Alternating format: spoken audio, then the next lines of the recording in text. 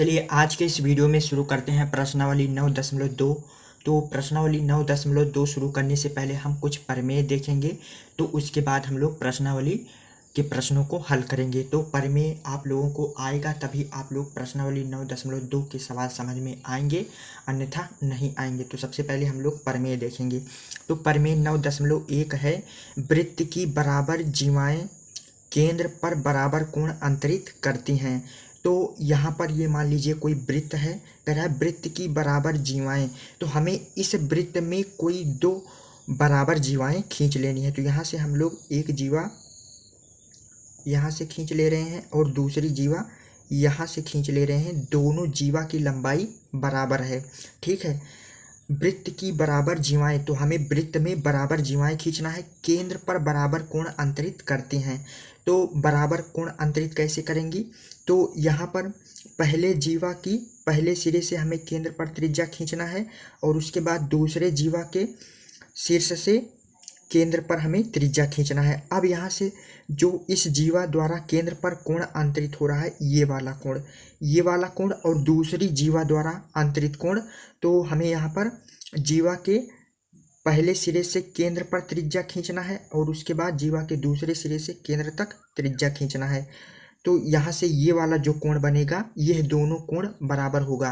तो इस प्रमेय 9.1 का मतलब यही है कि वृत्त की बराबर जीवाएं केंद्र पर बराबर कोण अंतरित करती हैं, अर्थात जीवाएं बराबर हैं तो उनके द्वारा वृत्त पर केंद्रित जो कोण होंगे वह दोनों कोण बराबर होंगे। प्रमेय 9.1 है हमारा। अब चलिए देखते हैं प्रमेय 9.2। तो यहाँ पर प्रमेय 9.2 देखेंगे, यदि एक वृत्त की जीवाओं द्वारा केंद्र पर आंतरिक कोण बराबर हों तो वे जीवाएं बराबर होती हैं।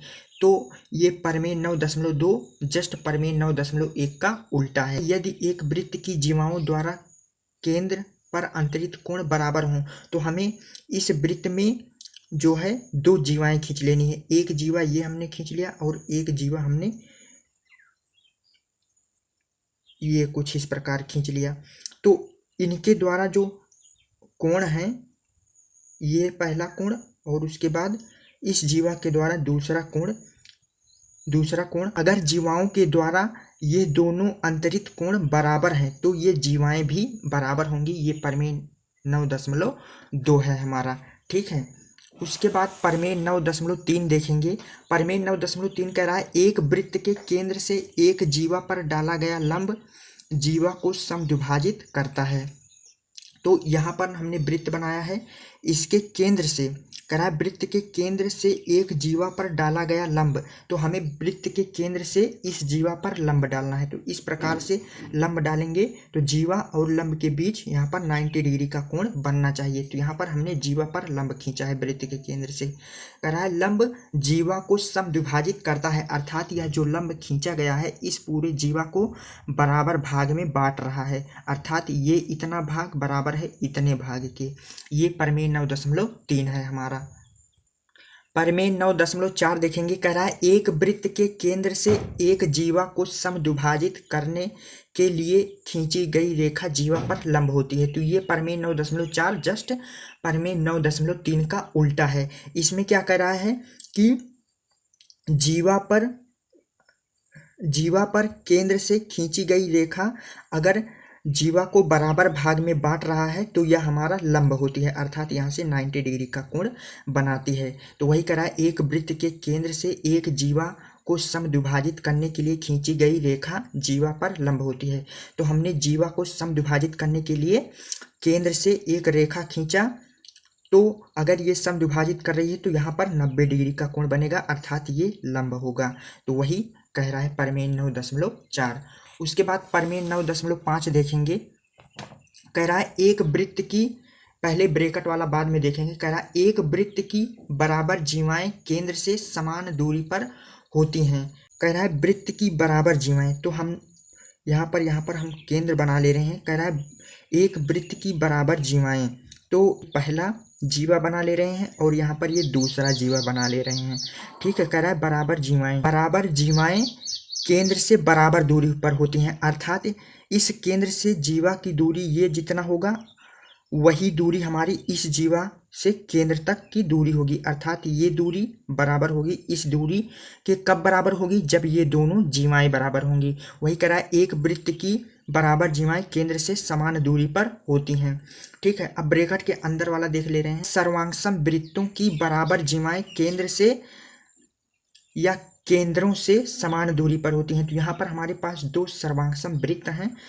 कह रहा है बराबर जीवा, अगर ये दोनों वृत्त सर्वांगसम हैं तो अगर इन दोनों में हम लोग बराबर जीवाएं खींचते हैं, ये पहली जीवा और ये दूसरी जीवा दोनों वृत्त में खींचे हैं, ये दोनों जीवाएं बराबर हों तो जो हमारे केंद्र से दूरी होती है ये दूरी और केंद्र से ये वाली दूरी, यह दोनों दूरी बराबर होगी। अगर सर्वांगसम वृत्त है तथा बराबर जीवा खींची गई है तो केंद्र से दूरियां आपस में बराबर होती हैं। ये प्रमेय 9.6 देखेंगे तो यह प्रमेय 9.5 का जस्ट उल्टा है। मान लीजिए ये जीवा खींची गई है और ये जीवा खींची गई है और ये जीवा खींची गई है। ठीक है, तीन जीवाएं खींची गई हैं।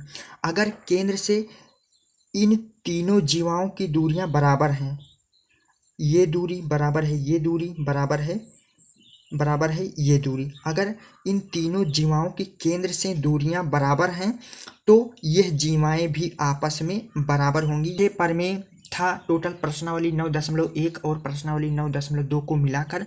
आई होप आपको छहों प्रमेय अच्छे से समझ में आ गए होंगे। अगर प्रमेय नहीं समझ में आया है तो आप लोग प्रमेय वाला जितना भी भाग है आप लोग एक बार फिर से देख लीजिए तो आप लोगों को समझ में आ जाएगा। तो चलिए अब शुरू करते हैं प्रश्नावली 9.2 के प्रश्न।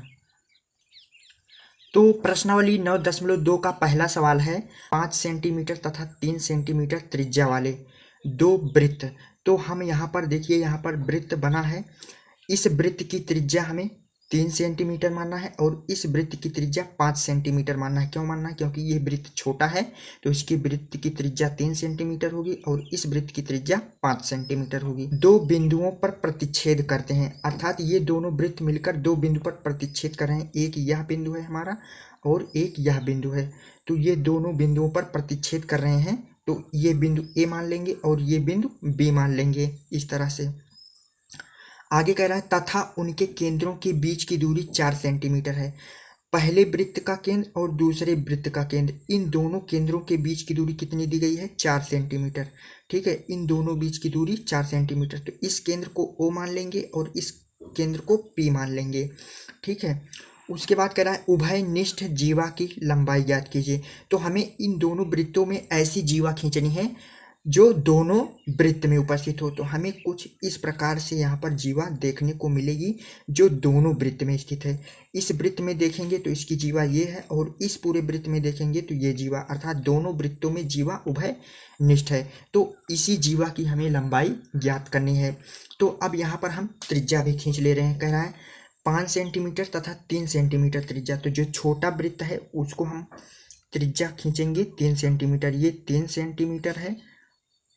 ठीक है, और जो बड़ा वृत्त है इसकी त्रिज्या 5 सेंटीमीटर है। ये हमें प्रश्न में दिया गया है और दोनों केंद्रों के बीच की दूरी हमें दी गई है 4 सेंटीमीटर। ठीक है, ये इतना चीज हमें दिया गया है। तो प्रश्न में जो जो दिया है सबसे पहले हम प्रश्न में लिख लेते हैं। तो यहाँ पर लिखेंगे दिया है हमें त्रिज्या दी गई है, त्रिज्या दी गई है, त्रिज्या हमें दी गई है ओ ए बराबर 3 सेंटीमीटर और ए पी बराबर 5 सेंटीमीटर। ये हमें दो त्रिज्याएं दी गई हैं और दोनों केंद्रों के बीच की दूरी 4 सेंटीमीटर दी गई है। तो यहाँ पर ओ पी बराबर हमें दिया गया है 4 सेंटीमीटर। ठीक है, ये प्रश्न में दिया था तो हम लोगों ने लिख लिया। अब हमें ज्ञात क्या करना है उसको भी लिख लेंगे। तो यहाँ पर लिखेंगे ज्ञात करना है, ज्ञात करना है ये पूरी जीवा ए बी की लंबाई ज्ञात करना है। तो यहाँ पर लिख लेंगे जीवा ए बी बराबर क्वेश्चन मार्क, अर्थात ये हमें ज्ञात करना है। पर चित्र में देखेंगे यहाँ पर दो त्रिभुज दिखाई दे रहे हैं, एक इतना त्रिभुज दिखाई दे रहा है और एक इतना त्रिभुज दिखाई दे रहा है।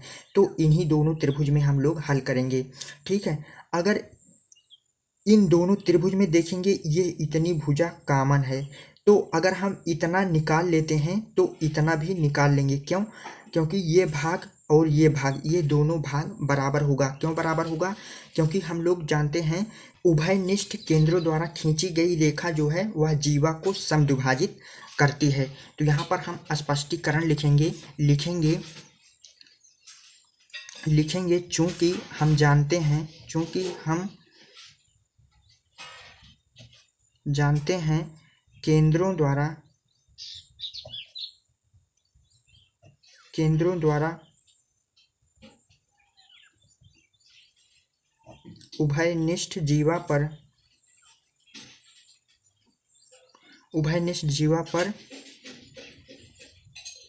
लंब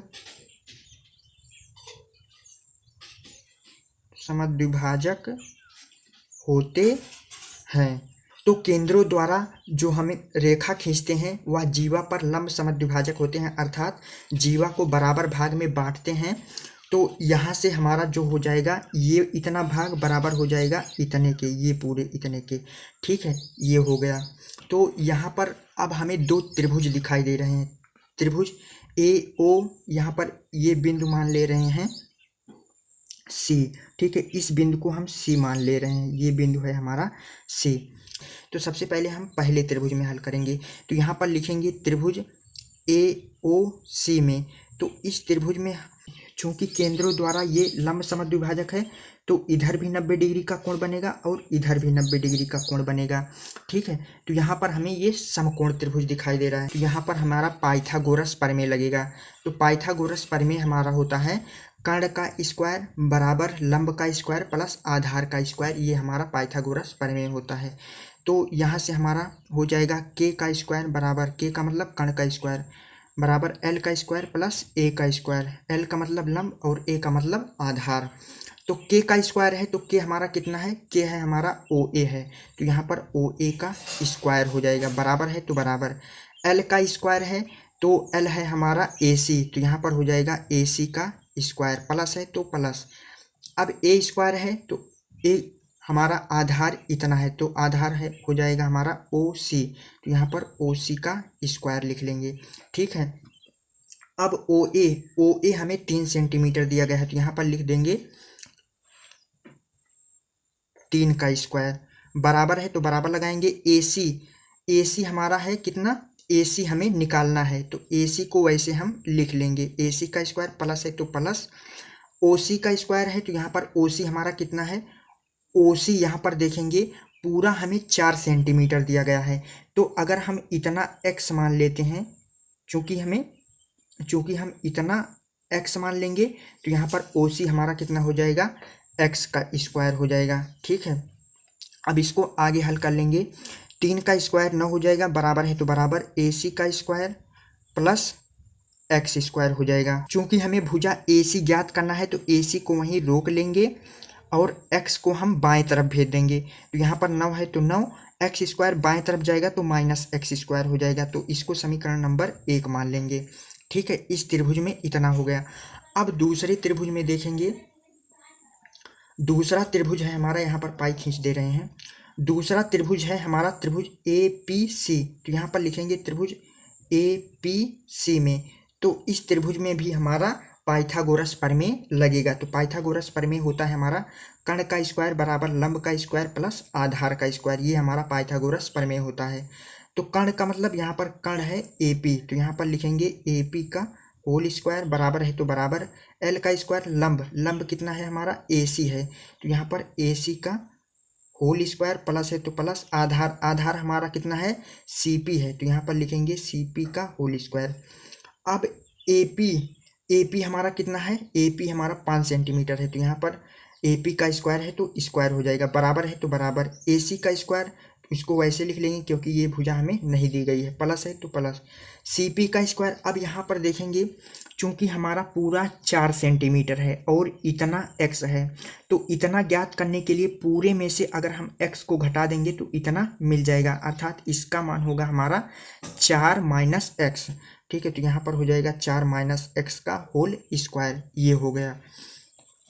अब इसको आगे हल कर लेंगे तो 5 का स्क्वायर 5 गुणे 5 है अर्थात 25 हो जाएगा, बराबर है तो बराबर AC का स्क्वायर हमें निकालना है तो इसको वैसे लिख लेंगे। अब यहाँ पर a माइनस बी का होल स्क्वायर वाला फार्मूला होता है, तो फार्मूला a माइनस बी का होल स्क्वायर बराबर होता है a square plus B square minus 2ab। तो a का स्क्वायर अर्थात यहाँ पर हो जाएगा 4 का स्क्वायर, ठीक है, प्लस b का स्क्वायर अर्थात यहाँ पर हो जाएगा x का स्क्वायर माइनस 2ab। 2 गुणे a का मान 4 गुणे b का मान x, तो यहाँ पर x हो जाएगा, ठीक है, ये हो गया। अब इसको और आगे हल कर लेंगे तो 25 है तो 25 बराबर AC का होल स्क्वायर प्लस है तो प्लस 4 का स्क्वायर कितना हो जाएगा 16 हो जाएगा, 4 गुणे 4 करेंगे तो 16 हो जाएगा, प्लस x स्क्वायर है तो x स्क्वायर माइनस है तो माइनस 4 2 चौके 8 हो जाएगा, तो यहाँ पर 8x हो गया, ठीक है। अब हमें भुजा AC ज्ञात करना है तो AC को यहीं रोक लेंगे और सबको हम बाएं तरफ भेज देंगे, तो यहाँ से हो जाएगा AC स्क्वायर है तो AC स्क्वायर को वैसे रोक लेंगे, बराबर है तो बराबर लगाएंगे। अब इसको हम इस तरफ भेज देंगे, तो इस तरफ 25 है तो 25 को ऐसे लिख लेंगे, प्लस 16 बाएं तरफ जाएगा तो माइनस 16 हो जाएगा, प्लस x स्क्वायर बाएं तरफ जाएगा तो माइनस x स्क्वायर, और उसके बाद माइनस 8x बाएं तरफ जाएगा तो प्लस 8x हो जाएगा, ठीक है, ये बन गया। अब इसको समीकरण नंबर 2 मान लेंगे, ठीक है, ये इतना हो गया।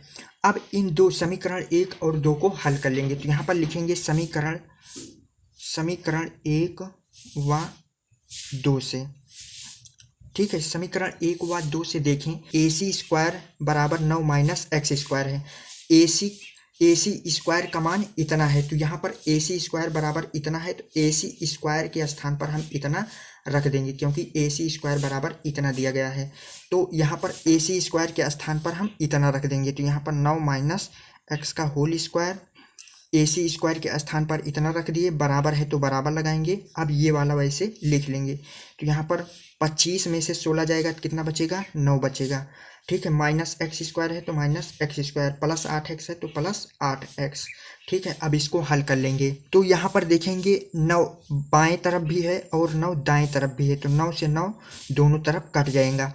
अब यहाँ पर माइनस x स्क्वायर बाएं तरफ है, माइनस x स्क्वायर दाएं तरफ भी है, तो ये दोनों कट जाएगा। अब यहाँ पर देखेंगे इस तरफ 0 बचा, बराबर है तो बराबर, इस तरफ 8x बचा, ठीक है, ये हो गया। अब यहाँ पर x का मान निकालेंगे तो x बराबर कितना हो जाएगा, x बराबर 8 को हम इधर गुणा में है तो 8 बाएं तरफ जाएगा तो भाग में हो जाएगा, अर्थात 0/8 हो जाएगा। अब यहाँ से 0/8 का मान 0 ही होगा, अर्थात x बराबर हमें 0 मिल गया।